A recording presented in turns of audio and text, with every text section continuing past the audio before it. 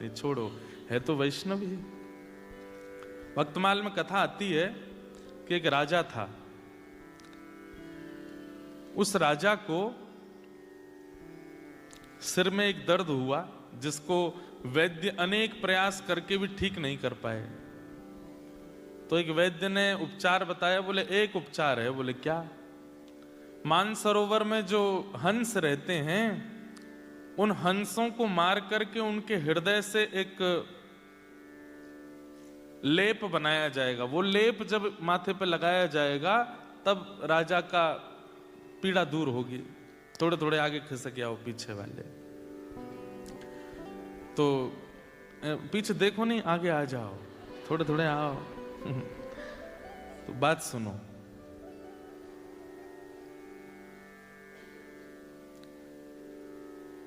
राजा ने अपने सब सैनिकों को आज्ञा की, मानसरोवर जाओ और वहां से हंसों को पकड़ के लाओ। मेरा दर्द ठीक होना चाहिए। और वो हंस जो थे वो वैष्णवों के बड़े प्रेमी थे, वैष्णवों की बड़ी निष्ठा करते थे। ठाकुर जी भी वैष्णव निष्ठा करने वाले से बड़ा प्रेम करते हैं। जो वैष्णवों की सेवा करता है, भक्तों की सेवा करता है, उससे ठाकुर जी को बहुत प्रेम होता है। हमारे अष्टसखा कहते हैं, गिरधर जब अपनों करी जाने। ठाकुर जी ने हमको अपना लिया, ये कब जानो? बोले ताको मन भक्तन की सेवा। जिसका मन भक्तों की सेवा में बहुत लगता है, समझो ठाकुर जी ने उसको अपना लिया है।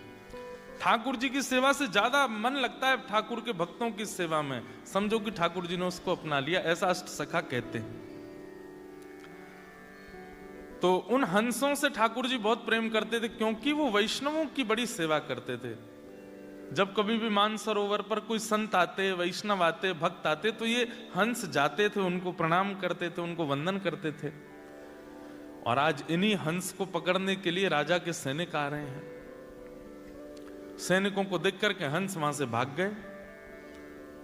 हंस बहुत कम दिखते हैं ही नहीं। अभी केवल मानसरोवर में, वहां पे भी सबको दर्शन नहीं होते।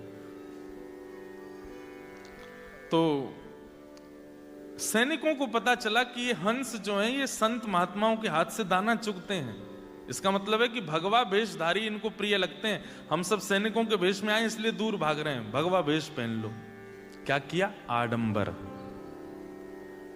हैं सैनिक, लेकिन बन करके कैसे आए? जटा जूट बांध करके, तिलक फोटा लगा करके, धोती वोती पहन करके, संत जैसा हाथ में करताल लेकर के नारायण नारायण करके मानसरोवर पर सैनिक आ गए।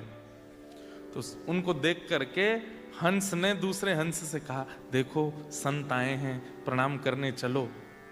तो दूसरा हंस बोलता है, ये संत नहीं है, ये वही हैं जो कल हमको पकड़ने आए थे, जो हमको मारने ले जाने वाले हैं, ये वही आए हैं।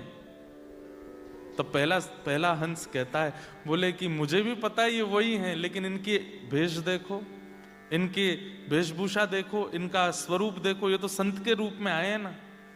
और हमारा आज तक नियम रहा है कि हम संतों को प्रणाम करते हैं। भले ही वो व्यक्ति शुद्ध नहीं है, लेकिन उसके वस्त्र तो शुद्ध है ना, इसलिए हमको प्रणाम करने जाना चाहिए। और दोनों हंस जानते हुए भी कि ये दोनों ये सैनिक हैं, ये संत नहीं है, फिर भी उनको प्रणाम करने गए। और जैसे ही प्रणाम करने लगे, उन सैनिकों ने तुरंत अपना चोला हटा दिया और हंसों को बंदी बना करके जाले में बांध करके ले गए राजा के यहाँ। ठाकुर जी इस लीला को देख रहे थे। बहुत ध्यान से सुनना, जिन्होंने ये पत्र दिया वो तो बहुत ही ध्यान से सुनो।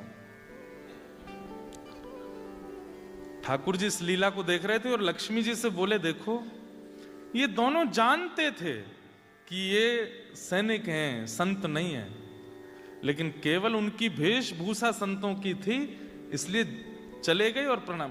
देखो भैया, किसी को आगे करना है व्यवस्था, धीमे धीमे बोलना नहीं, हाँ, बहुत धीमे धीमे, हमारा बहुत डिस्ट्रक्शन हो जाता है। फिर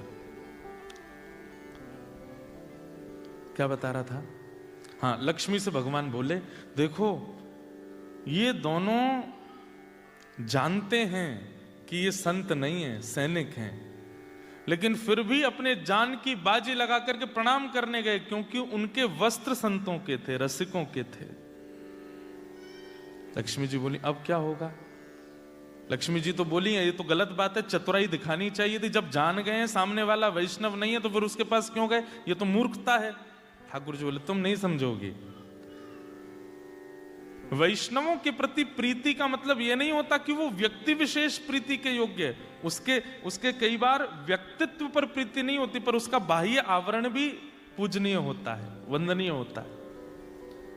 वैष्णवता आवरण से लेकर के हृदय तक सब जगह होती है। किसी का हृदय नहीं होता लेकिन बाहर का आवरण है तो उसको भी प्रणाम करना चाहिए। भगवान बोले अब इनकी रक्षा करने मैं जाऊंगा।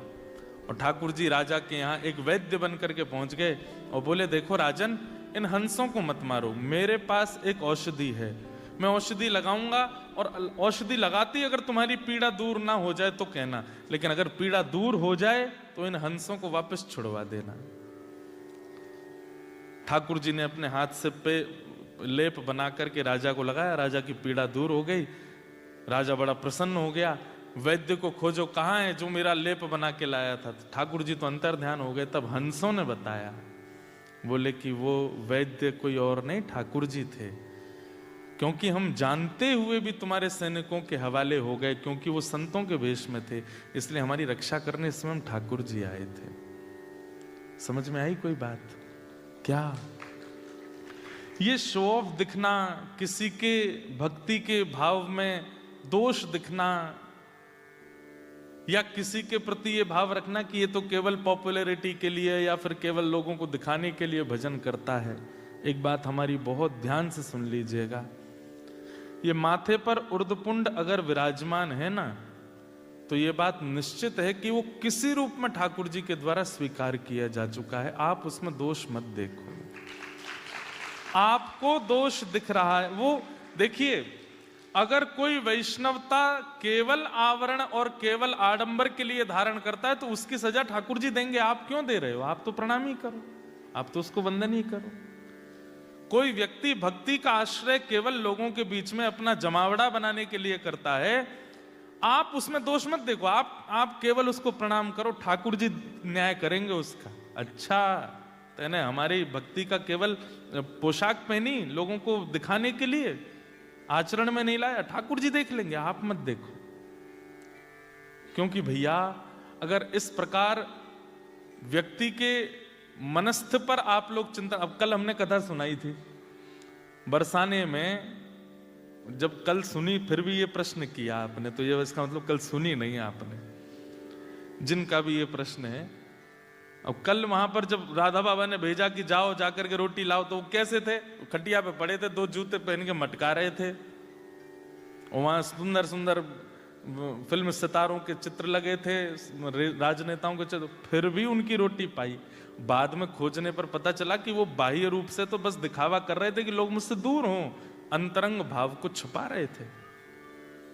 तो हमारी आपसे प्रार्थना है, जिसके प्रति भी आपको शो ऑफ की भावना लगी है, अब ये तो हमारे प्रति भी हो सकता है। महाराज जी बड़े हैं, धुआंधार कपड़ा बिल्कुल सफेद पहन के, बालों में हाथ फेरते हुए आते हैं, कथा वथा करते हैं, ये तो, और आप लोग हंस रहे हैं, पर कईयों को दोष दिखता है, कईयों को लगता है, बोले कि ये तो केवल पाखंड है, इनका क्या है, तो अपनी क्या बोलते हैं उसको, दुकान खोल के बैठे हैं, लोगों को बुला रहे हैं या कर रहे हैं, लोगों को दिखता है। देखिए एक बात सुनो, वास्तव में वैष्णव दर्शन कहते किसको हैं? आपको माथे पर तिलक दिखाई दिया, गले में कंठी दिखाई दी, वस्त्र पहने हैं, धोती पहनी है, संत है तो जटाजूट है, नहीं तो शिखा है, वैष्णव आवरण दिखाई दे रहा, आप समझते हो कि यही वैष्णवता है? नहीं।